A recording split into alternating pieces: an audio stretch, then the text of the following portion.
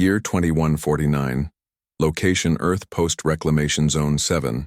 Former Pacific Northwest. Long after the collapse, Earth had become a contested sanctuary.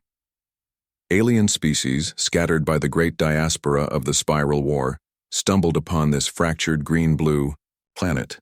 Some came to harvest, others to settle, but none expected resistance, least of all from the broken remnants of humankind. Among the moss-drenched ruins of forgotten cities and tangled vines swallowing steel towers, one man stood apart. Not because of strength, not due to rank, but because of what he raised. They called him Brannock, a quiet, stubborn survivor, not quite tribal, not quite nomad. Brannock lived alone among the rusted bones of ancient Earth tech, mending broken solar cells, growing his strange crops, and building his fortress from repurposed alloy bones. Few dared venture close, because of her. She was not born of Earth.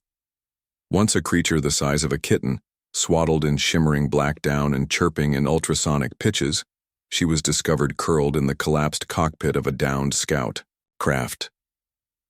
Brannock had no reason to help her. Yet he did.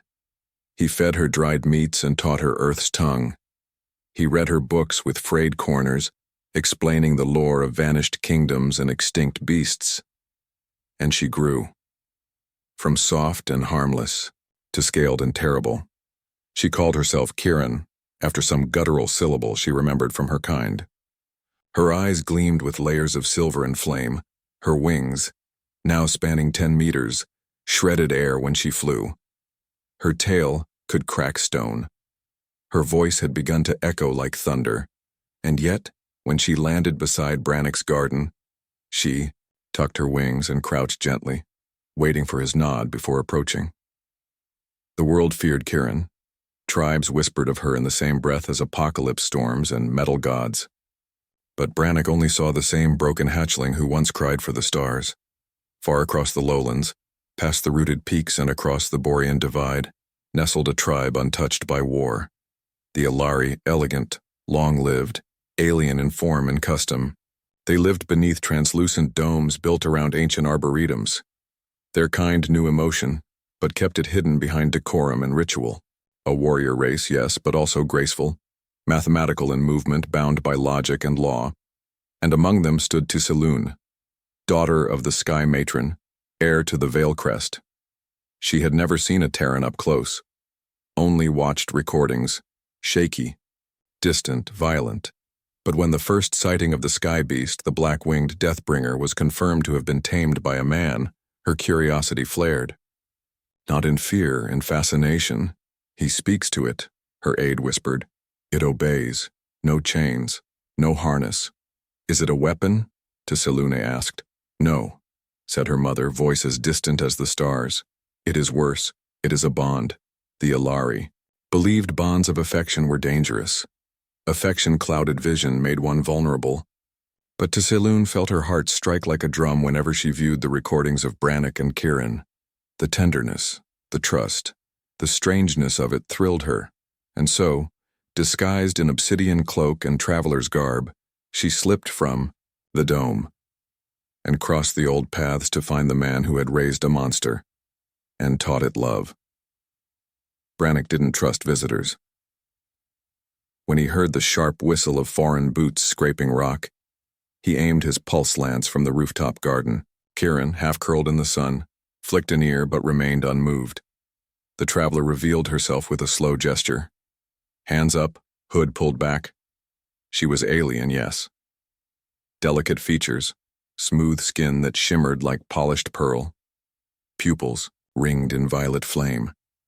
And yet, she bowed, a gesture ancient and human. I come in peace, she said in practiced Terran. I seek knowledge, and you. Brannock didn't lower the lance. Who are you? I am Saloon, she said, omitting her title. I wish to understand how you did it. His brow furrowed. Did what? She turned toward Kieran, now watching with predatory curiosity. Tamed the untamable. Brannock chuckled, but not kindly. She's not tamed, she's free. That's why she stays. Saloon's lips parted slightly. That answer shook something inside her. She remained the night. At a fire of pale blue algae flame, they ate smoked root and skyfish, and Saloon asked questions. Brannick answered few. But when he did, it was with honesty. He spoke not as a warrior, but as a gardener of broken things. She was alone, so was I. That was all it took? Saloon asked. Brannick looked into the fire. Sometimes. That's everything. Kieran circled above, watching them. Her eyes saw more than visible light. She knew this new creature wasn't prey, nor predator, but something else entirely. Possible rival, or something even more dangerous. A friend. By the third day, Saloon no longer wore her cloak. She helped rebuild a collapsed solar wall and laughed when she accidentally triggered a rainfall burst from a miswired conduit. Brannick watched her from across the garden, and something strange stirred in him. It had been years since he'd laughed. Decades, maybe, but this alien woman, this starlit wanderer, reminded him of the world before it burned, and he hated that it felt good. That night, under the open sky, Saloon stood atop the old observation tower. Brannick climbed up silently. For a while they said nothing, then she turned. She was hurt, wasn't she, when you found her? Brannick nodded. Crushed lung, broken wing, barely breathing. Took me a week just to stabilize her, another to gain her trust. And you didn't know what she was? No idea. Thought she was some kind of flying lizard. Saloon smiled. She's a Verak from the Outer Rings. Engineered to be shock troops, one can take down a battleship alone. Brannick shrugged. She likes tomatoes. That made her laugh. Real, warm, strange. I think she likes you, Saloon said, glancing up as Kieran passed overhead. Brannick replied softly. She's the only family I've got. Saloon looked at him, truly looked, and saw not a savage, not a Terran relic, but a man who had built something out of ashes. Not just walls, but love. And she realized something dangerous. She didn't want to go home. Not yet. In the shadows, Kieran listened. Her kind understood more than speech. They read intention, heat, scent. She understood now. The stranger was not a threat, she was a change, and changes came with consequences. The rains came on the fourth day.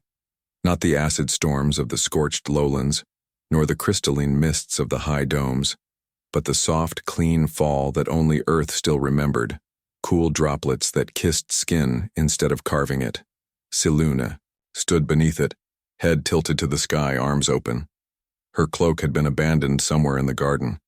Rain soaked through the thin, woven fabric of her traveler's tunic, but she didn't move. Brannick watched her from the workshop's threshold, arms crossed, silent. You look like a sun statue, he muttered. I've only felt artificial rain, she replied, not turning. Cycled mist, synthetically calibrated. Nothing like this. This isn't calibrated, he said.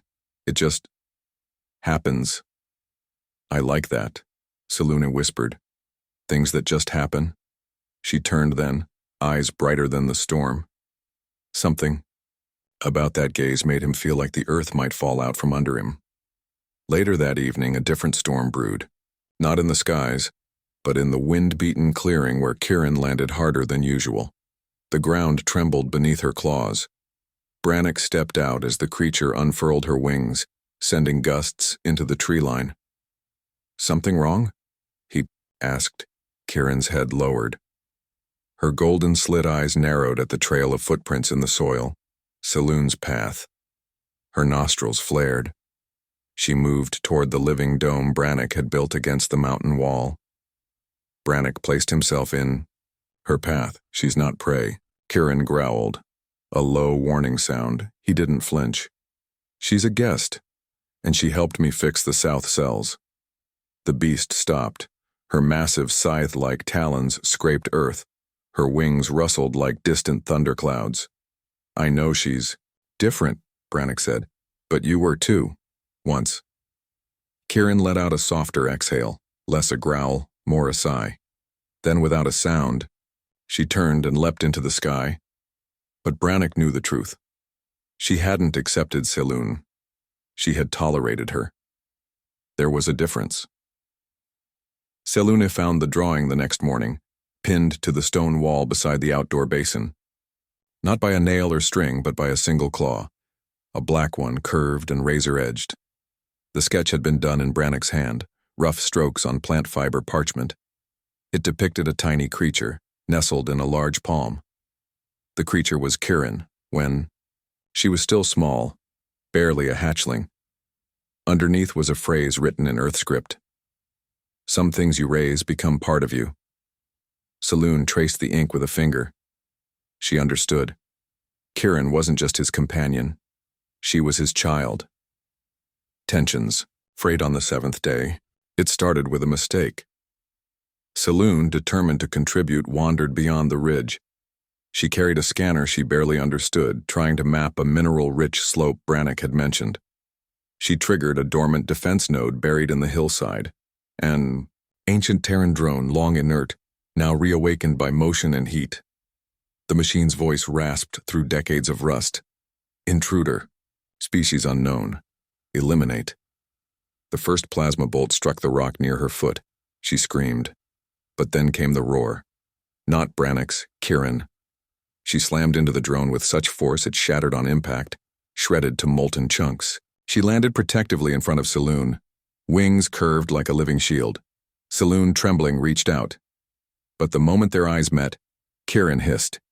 She spoke in a tongue Selune didn't understand, but the meaning was unmistakable. Stay away from him. Brannock arrived seconds later. He saw the scorched earth, the drone debris, the blood trickling from Salune's shoulder. Gods. What happened? Selune looked at Kieran, then him. She saved me. But her voice was tight, not with gratitude, with fear, not of the drone, of Kieran. Brannock's gaze hardened. He turned to the beast. You protected her. Why threaten her afterward? Kieran's head dipped. Her tail thrashed once, then settled. She didn't answer. She didn't need to. Brannock sighed. You have to let her in. The creature stared at him, then leapt into the skies once more, higher than before, disappearing into cloud-thick gloom. Selune didn't speak for a long time. Finally, she said, She doesn't trust me. She's territorial. Selune turned to him, wet hair sticking to her brow. No. She's afraid of being replaced. Brannock frowned. Replaced? You raised her, loved her. And then I arrived. Her voice faltered. Maybe she senses something even we haven't admitted. He met her eyes. Did she know? The way his pulse quickened when she brushed past, how he looked forward to their talks, her laughter, the glow of her presence like sunlight after winter. I haven't replaced anything, he said softly. But something's changing, Selune whispered. Isn't it? He didn't answer. That night, the stars shimmered between ragged clouds. Selune couldn't sleep. She wandered the garden, tracing stone paths overgrown with earth flora. She came upon the training ring, where Brannock had once taught Kieran how to land without snapping tree trunks. She heard soft footsteps behind her. I didn't mean to come between you two, she said without turning. You didn't, Brannock replied. She's family. I understand. I respect that. He stepped beside her. She has to learn that love doesn't divide. It multiplies. Selune's breath caught. Is that what this is? Love? He didn't speak. Instead, he reached out slowly, carefully, and took her hand in his. Alien skin against rough, calloused flesh. Selune's heart hammered. Not from fear, from the terrifying thrill of feeling seen and accepted. Above them in the high cliffs, Kieran watched. She didn't sleep that night, not because of anger, but because something ancient had stirred within her. A memory, a warning, passed through the genetic echoes of her kind. When the one who raised you finds another, you must choose. Remain beside him, or become something more. She would have to decide soon. Because far beyond the mountains, across oceans and dead skies, a signal had reached the Alari Dome. The Sky Matron had learned where her daughter had gone, and the retrieval force was coming, not just for Saloon, but for the Terran who dared teach a weapon to love. The first sign of their arrival was not sound. It was silence. Birdsong halted. Insects stilled. Even the wind quieted, as if the air itself braced for what approached. Brannick rose from his work table, scanning the horizon, while Kieran, already on edge, snapped her wings tight against her sides and climbed the rocky overlook without a sound. They came in silver crescents, sleek, humming vessels that cut through the sky like glass blades. Not warships, not scouts, couriers of judgment. Brannick's lips drew tight. Alari ships. 3. Saloon stood behind him, her face pale beneath the earth sun. "My mother," she whispered. "She's come for me." Brannick turned to her. "What will she do?" Saloon's throat bobbed. "She warned me before I left. If I refused the right of union, if I shamed the house by consorting with a Terran." Her voice faltered. Brannick stepped closer. "Saloon, what does that mean?" "It means," she said, voice hardening, "she didn't come to negotiate." Kieran leapt to the highest ridge as the first of the ships landed in the stone clearing near the old comm tower. Her wings caught the light, black and crimson edged in iridescent shimmer. She lowered herself, tail wrapped close, eyes narrowed. Single ramp extended. From it emerged 5 Alari, 4 guards in shimmer-plated armor that bent light and sound, and between them, a tall, elegant woman with hair like solar fire and eyes of stormlight. "The Sky Matron." Kieran hissed low in her throat. This one carried power, not brute force, but the authority that could command destruction. And yet, the matron paused as she looked over the ruined Earth landscape.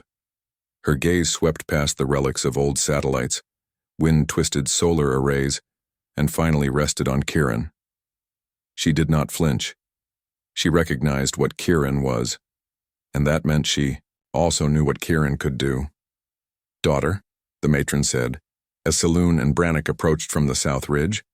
Saloon stood straighter. "Mother, I warned you," the matron said. "The right was chosen, your path set." Saloon's voice cracked like thunder. "I choose my own path." Behind her, Brannick said nothing, but his hand hovered near the tool rig on his belt.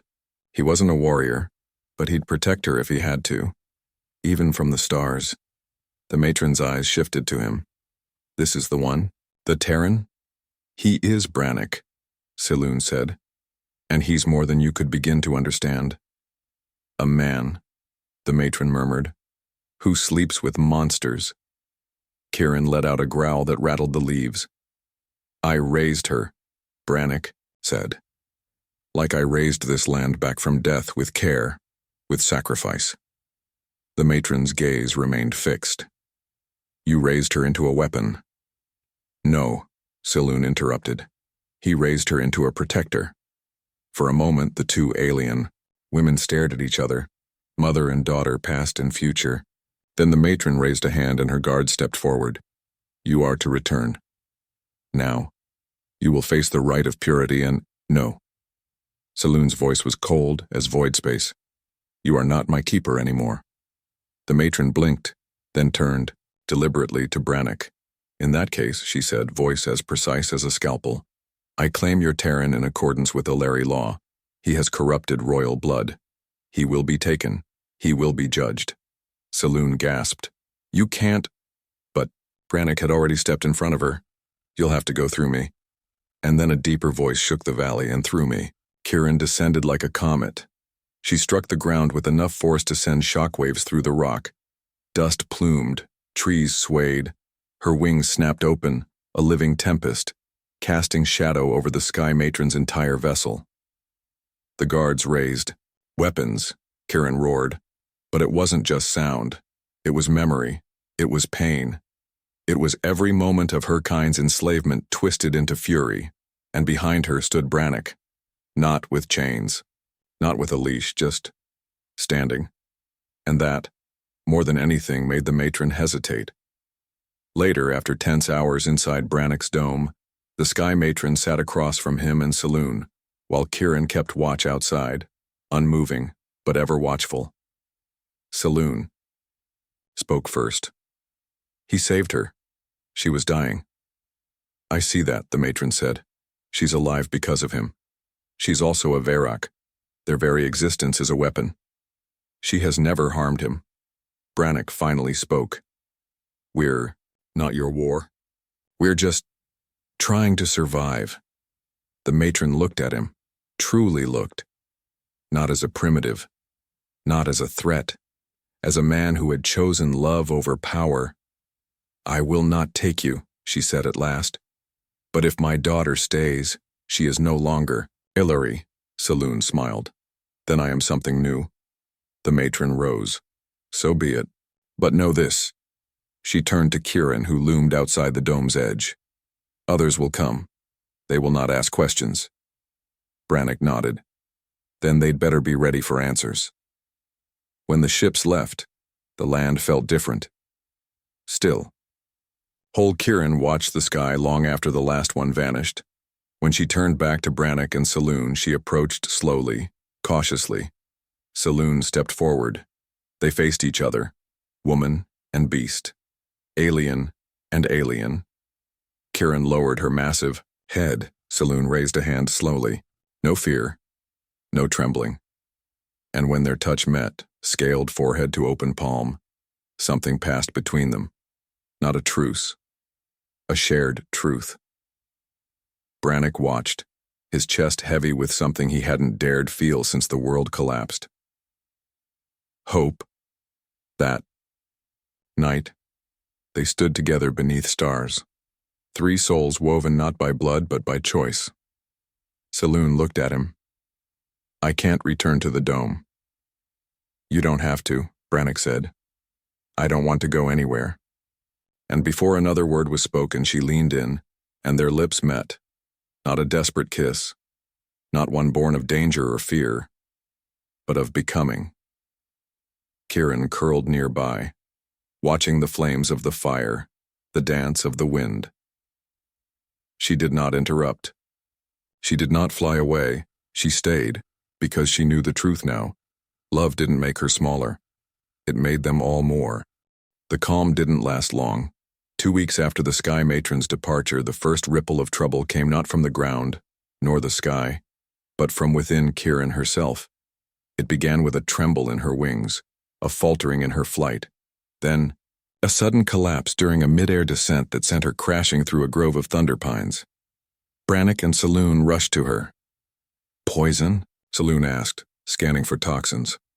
Brannick knelt by Kieran's flank, placing a hand against the pulsing heat of her ribs. Her breathing was shallow, labored, her normally glimmering scales dulled, her tail twitching with discomfort. No poison, Brannick said. This is something else. Saloon's brow furrowed. It's in her blood, not foreign, engineered. Brannick froze. What? She touched a trembling vein along Kieran's neck. Her body's rejecting something buried in her biology. A failsafe. It's degrading. The truth dawned on both of them at once. She's breaking down, Saloon whispered, horrified. A built-in expiration. A kill switch, Brannick muttered, his voice stone. She wasn't designed to live this long, to love. Selune dove into the Ilari databanks she'd salvaged from her ship's comms. With Kieran too weak to fly, they moved her into the sun garden, building supports, shade canopies, and mist coolers. Brannick never left her side. He fed her by hand, cleaned the dust from her eyes, whispered to her, like he did when she was a hatchling. But her light was fading, and the world was going dark with her. I can save her, Selune said one night, face lit by holographic projections. I found something in the older Ilari vaults. A strain, rejected long ago, not a weapon, a living bond. Brannick looked up, eyes red-rimmed from exhaustion. What do you mean? She was designed to obey, to kill, to expire. But there was once another variant. A companion class, smarter, stronger, symbiotic. Can you merge it? I can. Try, but it's dangerous. It could... Do it, Brannick said. Selûne hesitated. If it fails, she dies sooner. If we do nothing, she dies anyway. She reached for his hand. He gripped hers tight, and together they prepared to rewrite Kieran's fate. The next 36 hours blurred. Selûne worked with trembling hands and bio-weaving gloves.